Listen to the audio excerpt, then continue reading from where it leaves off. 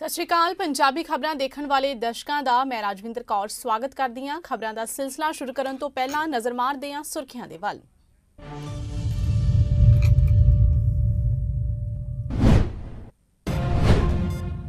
पश्चिमी बंगाल समेत 4 सूबियां च किस दे सिर सजेगा ताज, फैसला अज। असम, तमिलनाडु, केरल ते पांडिचेरी च भी सख्त मुकाबला।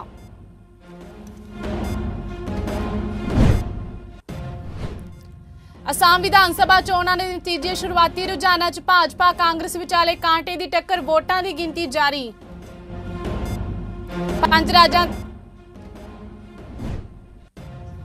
राज्यां दे चोण नतीजे, शुरुआती रुझानां च बंगाल केरल च कांटे दी टक्कर, तमिलनाडु च डीएमके, पांडिचेरी ते असम च भाजपा अगे।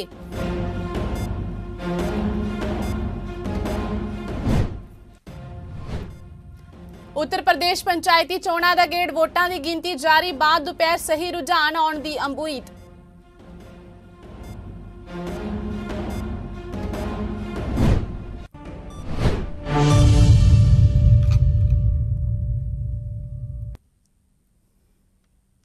ਅਤੇ ਹੁਣ ਖਬਰਾਂ ਵਿਸਥਾਰ ਨਾਲ। ਮੁੱਖ ਮੰਤਰੀ ਮਮਤਾ ਬੈਨਰਜੀ ਦੀ ਲੀਡਰਸ਼ਿਪ 'ਚ ਪਿਛਲੇ 10 ਸਾਲਾਂ ਤੋਂ ਪੱਛਮੀ ਬੰਗਾਲ ਵਿੱਚ ਸੱਤਾਧਾਰੀ ਤ੍ਰਿਣਮੂਲ ਕਾਂਗਰਸ ਤੀਜੀ ਵਾਰ ਸੱਤਾ ਵਿੱਚ ਵਾਪਸ ਆਵੇਗੀ ਜਾਂ ਕੇਂਦਰ ਵਿੱਚ ਸੱਤਾ ਤੇ ਬੈਠੀ ਭਾਰਤੀ ਜਨਤਾ ਪਾਰਟੀ ਸੂਬੇ ਵਿੱਚ ਰਾਜਪਾਲ ਸੰਭਾਲੇਗੀ। ਦੇਸ਼ ਨੂੰ ਇਸ ਫੈਸਲੇ ਦੀ ਬੇਸਬਰੀ ਨਾਲ ਉਡੀਕ ਹੈ ਤੇ ਐਤਵਾਰ ਨੂੰ ਸੂਬੇ ਦੇ ਵੋਟਰਾਂ ਦਾ ਇਹ ਚਿਰਾਂ ਤੋਂ ਉਡੀਕਿਆ ਜਾ ਰਿਹਾ ਲੋਕ ਫਤਵਾ ਆ ਜਾਵੇਗਾ। ਮੁੱਖ ਚੋਣ ਅਧਿਕਾਰੀ ਆਰੀਜ਼ ਆਫਤਾਬ ਨੇ ਸਪਸ਼ਟ ਕਿਹਾ ਹੈ ਕਿ ਵੋਟ ਗਿਣਤੀ ਕੇਂਦਰ ਦੇ ਅੰਦਰ ਟੇਬਲਾਂ ਦੀ ਗਿਣਤੀ ਵੀ ਇਸ ਵਾਰ ਵਧਾਈ ਗਈ ਹੈ ਤਾਂ ਜੋ ਸਮਾਜਿਕ ਦੂਰੀ ਦੀ ਪੂਰੀ ਪਾਲਣਾ ਕੀਤੀ ਜਾ ਸਕੇ। ਸੂਬੇ ਵਿੱਚ 294 ਸੀਟਾਂ ਲਈ 2116 ਉਮੀਦਵਾਰਾਂ ਨੇ ਚੋਣ ਲੜੀ ਸੀ, ਜਿਨ੍ਹਾਂ ਦੀ ਕਿਸਮਤ ਦਾ ਫੈਸਲਾ ਹੁਣ ਹੋਵੇਗਾ। ਕਿਸੇ ਵੀ ਪਾਰਟੀ ਨੂੰ 2/3 ਬਹੁਮਤ ਲਈ ਕੁੱਲ 294 ਸੀਟਾਂ ਵਿੱਚੋਂ 148 ਸੀਟਾਂ ਤੇ ਜਿੱਤਣਾ ਜ਼ਰੂਰੀ ਹੈ। 294 ਵਿਧਾਨ ਸਭਾ ਸੀਟਾਂ ਵਿੱਚੋਂ 292 ਸੀਟਾਂ ਤੇ 8 ਪੜਾਵਾਂ ਵਿੱਚ VOTING ਕਰਵਾਈ ਗਈ ਸੀ। ਸ਼ਮਸ਼ੇਰਗੰਜ ਤੇ ਜੰਗੀਪੁਰ ਵਿਧਾਨ ਸਭਾ ਹਲਕੇ ਦੇ 2 ਉਮੀਦਵਾਰਾਂ ਦਾ ਦੇਹਾਂਤ ਹੋਣ ਕਾਰਨ ਉੱਥੇ ਚੋਣਾਂ ਮੁਲਤਵੀ ਕਰ ਦਿੱਤੀਆਂ ਗਈਆਂ ਸਨ।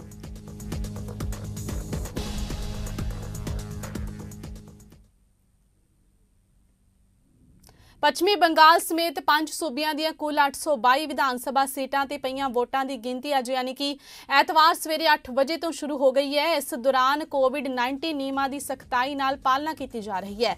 बंगाल च जिथे इस वार तृणमूल कांग्रेस ते भाजपा विचाले मुकाबला है, उत्थे ही असम च कांग्रेस ते भाजपा आमो सामने ने। तमिलनाडु, केरल ते पांडिचेरी ते भी सारियां दी नज़रां टिकियां ने। 5 सूबियां तो रुझान आने जारी ने, हालांकि असली तस्वीर वोटां दी गिनती तो बाद ही साफ हो सकेगी। दस दईए कि पश्चिमी बंगाल च 294 सीटां, तमिलनाडु च 234, केरल च 140, असम 126 ਅਤੇ केंद्र शासित प्रदेश पांडिचेरी च 30 सीटां ते वोटां पईयां सन। जानकारी के मुताबिक 5 सूबियां दे कुल 2364 केंद्रां च गिनती हो रही है, जिस विचों बंगाल च 1113, केरल च 331, तमिलनाडु च 256 ते पांडिचेरी विच 31 केंद्र बनाए गए ने।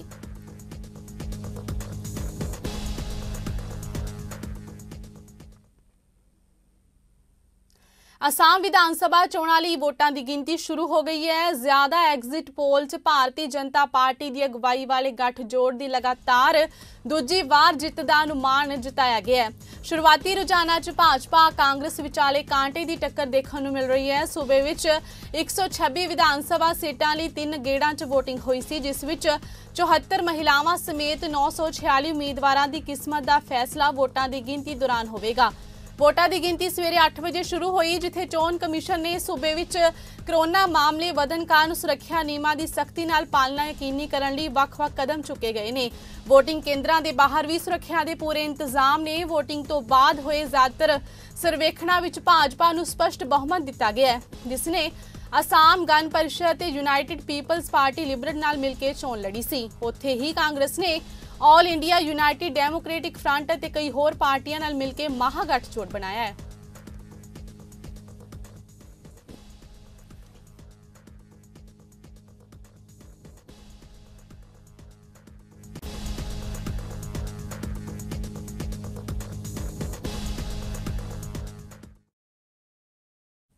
उत्तर प्रदेश विच पंचायती चोणां लई 829 काउंटिंग सेंटर बनाए गए ने। जिला खेतर ते ग्राम पंचायतां दे 12,99,830 ਉਮੀਦਵਾਰ ਚੋਣ ਮੈਦਾਨ ਵਿੱਚ ਨੇ। ਅੰਤਿਮ ਨਤੀਜੇ ਆਉਣ ਵਿੱਚ ਅਜੇ 36 ਤੋਂ 72 ਘੰਟਿਆਂ ਦਾ ਸਮਾਂ ਲੱਗ ਸਕਦਾ ਹੈ। ਉੱਥੇ ਹੀ ਬਾਅਦ ਦੁਪਹਿਰ ਸਹੀ ਰੁਝਾਨ ਆਉਣ ਦੀ ਸੰਭਾਵਨਾ ਜਤਾਈ ਜਾ ਰਹੀ ਹੈ। ਖਾਸ ਗੱਲ ਇਹ ਹੈ ਕਿ ਇਸ ਵਾਰ ਪੰਚਾਇਤੀ ਚੋਣਾਂ ਵਿੱਚ ਬੀਜੇਪੀ, ਆਮ ਆਦਮੀ ਪਾਰਟੀ ਤੇ AIMIM ਵਰਗੀਆਂ ਪਾਰਟੀਆਂ ਚੋਣ ਮੈਦਾਨ ਵਿੱਚ ਉਤਰੀਆਂ ਨੇ।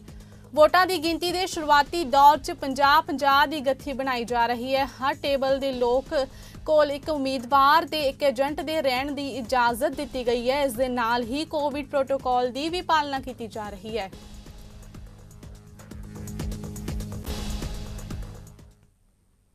ਤਾਮਿਲਨਾਡੂ 'ਚ ਇੱਕ ਹੀ ਗੇੜ 'ਚ ਸੰਪੰਨ ਹੋਈਆਂ ਵਿਧਾਨ ਸਭਾ ਚੋਣਾਂ ਲਈ ਸਵੇਰੇ 8 ਵਜੇ ਤੋਂ ਕਰੋਨਾ ਪ੍ਰੋਟੋਕਾਲ ਅਤੇ ਸਖਤ ਸੁਰੱਖਿਆ ਵਿਚਾਲੇ ਵੋਟਾਂ ਦੀ ਗਿਣਤੀ ਸ਼ੁਰੂ ਹੋ ਗਈ ਹੈ। ਸੂਬੇ ਵਿੱਚ 234 ਸੀਟਾਂ ਤੇ 3,998 ਉਮੀਦਵਾਰਾਂ ਦੀ ਕਿਸਮਤ ਦਾ ਫੈਸਲਾ ਅੱਜ ਹੋ ਜਾਵੇਗਾ। ਰਾਜ ਵਿਧਾਨ ਸਭਾ ਦੀਆਂ ਚੋਣਾਂ 6 ਅਪ੍ਰੈਲ ਨੂੰ ਇੱਕ ਗੇੜ 'ਚ ਹੀ ਸੰਪੰਨ ਹੋਈਆਂ ਸਨ। ਚੋਣ ਕਮਿਸ਼ਨ ਦੇ ਅਨੁਸਾਰ ਰਾਜ ਦੇ 6.29 ਕਰੋੜ ਵੋਟਰਾਂ ਵਿੱਚੋਂ 72.81% ਵੋਟਰਾਂ ਨੇ ਆਪਣੇ ਵੋਟ ਦੇ ਅਧਿਕਾਰ ਦੀ ਵਰਤੋਂ ਕੀਤੀ ਸੀ।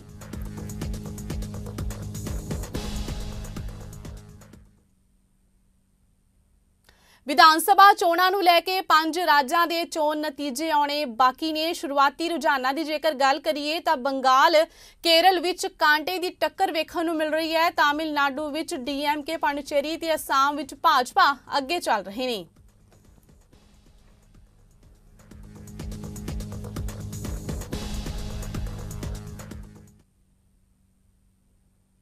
आखिरकार वो घड़ी आने वाली है जिसकी सारिਆਂ ਨੂੰ ਬੇਸਬਰੀ ਦੇ ਨਾਲ ਉਡੀਕ ਸੀ। ਅੱਜ 4 ਸੂਬਿਆਂ ਤੇ ਇੱਕ ਕੇਂਦਰ ਸ਼ਾਸਿਤ ਪ੍ਰਦੇਸ਼ ਦੀਆਂ ਵਿਧਾਨ ਸਭਾ ਚੋਣਾਂ ਦੇ ਨਤੀਜੇ ਐਲਾਨ ਕੀਤੇ ਜਾ ਰਹੇ ਨੇ। ਵੋਟਾਂ ਦੀ ਗਿਣਤੀ ਜਾਰੀ ਹੈ।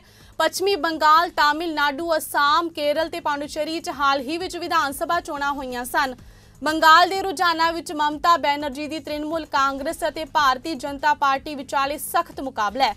ਪੱਛਮੀ ਬੰਗਾਲ ਸੂਬਾ ਸਭ ਤੋਂ ਅਹਿਮ ਮੰਨਿਆ ਜਾ ਰਿਹਾ ਹੈ। ਇੱਥੇ ਮਮਤਾ ਬੈਨਰਜੀ 10 ਸਾਲਾਂ ਤੋਂ ਸੱਤਾ ਵਿੱਚ ਨੇ ਤੇ ਭਾਜਪਾ ਇਸ ਵਾਰ ਉਸ ਨੂੰ ਟੱਕਰ ਦੇ ਰਹੀ ਹੈ। ਦੱਸ ਦਈਏ ਕਿ ਦੇਸ਼ ਦੇ ਇਹਨਾਂ 5 ਸੂਬਿਆਂ ਦੀਆਂ 822 ਵਿਧਾਨ ਸਭਾ ਸੀਟਾਂ ਤੇ ਵੋਟਾਂ ਦੀ ਗਿਣਤੀ ਹੋ ਰਹੀ ਹੈ। ਸਾਰਿਆਂ ਦੀਆਂ ਨਜ਼ਰਾਂ ਪੱਛਮੀ ਬੰਗਾਲ ਦੀ ਨੰਦੀਗ੍ਰਾਮ ਸੀਟ ਦੇ ਚੋਣ ਨਤੀਜੇ ਤੇ ਹੈ। ਇਸ ਸੀਟ ਤੇ ਭਾਜਪਾ ਦੇ ਸ਼ੁਭੇਂਦਰ ਅਧਿਕਾਰੀ ਅਤੇ ਮਮਤਾ ਬੈਨਰਜੀ ਨੇ ਚੋਣ ਲੜੀ ਸੀ। ਨੰਦੀਗ੍ਰਾਮ ਸੀਟ ਤੇ ਮਮਤਾ ਬੈਨਰਜੀ ਲਗਾਤਾਰ ਪਿੱਛੇ ਚੱਲ ਰਹੀ ਹੈ, ਜਦੋਂ ਕਿ ਤੀਜੇ ਰਾਉਂਡ ਦੀ ਗਿਣਤੀ ਤੱਕ ਭਾਜਪਾ ਦੇ ਸ਼ੁਭੇਂਦਰ ਅਧਿਕਾਰੀ 8106 ਵੋਟਾਂ ਨਾਲ ਅੱਗੇ ਚੱਲ ਰਹੇ ਨੇ। ਉਂਝ ਰੁਝਾਨਾਂ ਵਿੱਚ ਤ੍ਰਿਣਮੂਲ ਕਾਂਗਰਸ ਨੂੰ ਬਹੁਮਤ ਮਿਲ ਰਿਹਾ ਹੈ। ਚੋਣ ਕਮਿਸ਼ਨ ਦੀ ਵੈਬਸਾਈਟ ਤੇ ਵੀ TMC ਨੂੰ ਲੀਡ ਮਿਲਦੀ ਨਜ਼ਰ ਆ ਰਹੀ ਹੈ।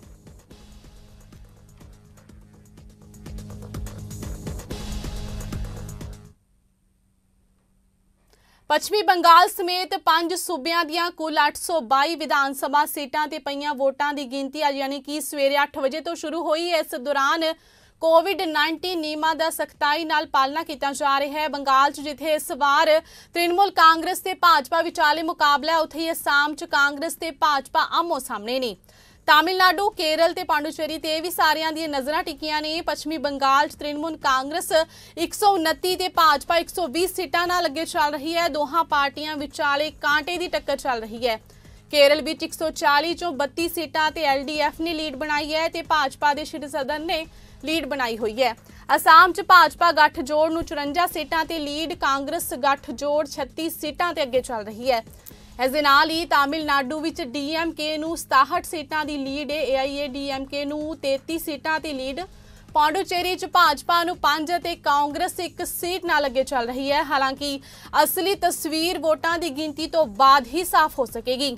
ਦੱਸ ਦਈਏ ਕਿ ਪੱਛਮੀ ਬੰਗਾਲ ਵਿੱਚ 294 ਸੀਟਾਂ, ਤਾਮਿਲਨਾਡੂ 'ਚ 234 ਸੀਟਾਂ, ਕੇਰਲ 'ਚ 140, ਅਸਾਮ 'ਚ 126 ਤੇ ਕੇਂਦਰ ਸ਼ਾਸਿਤ ਪ੍ਰਦੇਸ਼ ਪਾਂਡੂਚੇਰੀ 'ਚ 30 ਸੀਟਾਂ ਤੇ ਵੋਟਾਂ ਪਈਆਂ ਸਨ। ਜਾਣਕਾਰੀ ਦੇ ਮੁਤਾਬਿਕ 5 ਸੂਬਿਆਂ ਦੇ ਕੁੱਲ 2364 ਕੇਂਦਰਾਂ 'ਚ ਗਿਣਤੀ ਹੋ ਰਹੀ ਹੈ, ਜਿਸ ਵਿੱਚੋਂ ਬੰਗਾਲ ਵਿੱਚ 1113, ਕੇਰਲ 'ਚ 331, ਤਾਮਿਲਨਾਡੂ 'ਚ 256 ਤੇ ਪਾਂਡੂਚੇਰੀ ਵਿੱਚ 31 ਕੇਂਦਰ ਬਣਾਏ ਗਏ ਨੇ।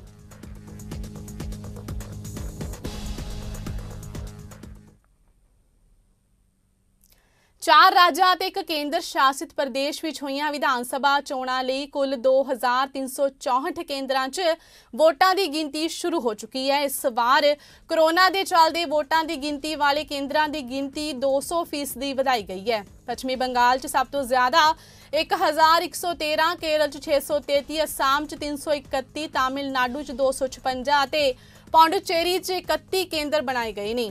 ਵੋਟਾਂ ਦੀ ਗਿਣਤੀ ਸ਼ੁਰੂ ਹੋਣ ਦੇ ਨਾਲ ਹੀ ਚੁਣਾਵੀ ਰੁਝਾਨ ਵੀ ਆਣੇ ਸ਼ੁਰੂ ਹੋ ਗਏ ਨੇ। ਸ਼ੁਰੂਆਤੀ ਰੁਝਾਨਾਂ 'ਚ ਬੰਗਾਲ 'ਚ ਤ੍ਰਿਣਮੂਲ ਕਾਂਗਰਸ ਤੇ ਭਾਜਪਾ 'ਚ ਕਾਂਟੇ ਦੀ ਟੱਕਰ ਚੱਲ ਰਹੀ ਹੈ। ਉੱਥੇ ਹੀ ਕੇਰਲ 'ਚ ਖੱਬੇ ਪੱਖੀ ਪਾਰਟੀਆਂ ਅੱਗੇ ਚੱਲ ਰਹੀਆਂ ਨੇ। ਕੇਰਲ 'ਚ ਵਿਧਾਨ ਸਭਾ ਚੋਣਾਂ ਦੇ ਨਤੀਜੇ ਅੱਜ ਆਉਣ ਵਾਲੇ ਨੇ। ਖੱਬੇ ਪੱਖੀ ਪਾਰਟੀਆਂ ਦੀ ਅਗਵਾਈ ਵਾਲੀ LDF ਅਤੇ ਕਾਂਗਰਸ ਦੀ ਅਗਵਾਈ ਵਾਲੀ UDF ਵਿਚਾਲੇ ਮੁਕਾਬਲਾ ਹੈ। ਹਾਲਾਂਕਿ ਰੁਝਾਨਾਂ ਵਿੱਚ LDF ਦੀ ਸਰਕਾਰ ਇੱਕ ਤਰਫਾ ਬਹੁਮਤ ਨਾਲ ਵਾਪਸੀ ਕਰਦੀ ਦਿਸ ਰਹੀ ਹੈ। ਕੇਰਲ 'ਚ ਸਾਰੀਆਂ 140 ਸੀਟਾਂ ਦੇ ਰੁਝਾਨ ਸਾਹਮਣੇ ਆ ਚੁੱਕੇ ਨੇ।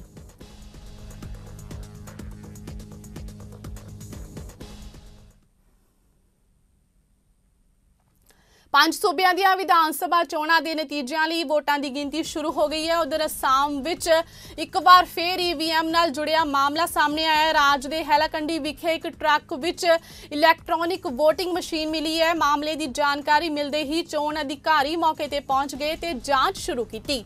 ਦੱਸਿਆ ਜਾ ਰਿਹਾ ਹੈ ਕਿ ਇਹ EVM ਰਾਖਵੀਂ ਸੀ ਤੇ ਇਸ ਵਿੱਚ ਵੋਟਾਂ ਨਹੀਂ ਪਾਈਆਂ ਗਈਆਂ ਸਨ। ਮਿਲੀ ਜਾਣਕਾਰੀ ਦੇ ਅਨੁਸਾਰ ਇਹ ਮਸ਼ੀਨ ਉਮੀਦਵਾਰਾਂ ਦੇ ਸਾਹਮਣੇ ਹੀ ਖੋਲੀ ਗਈ ਹੈ।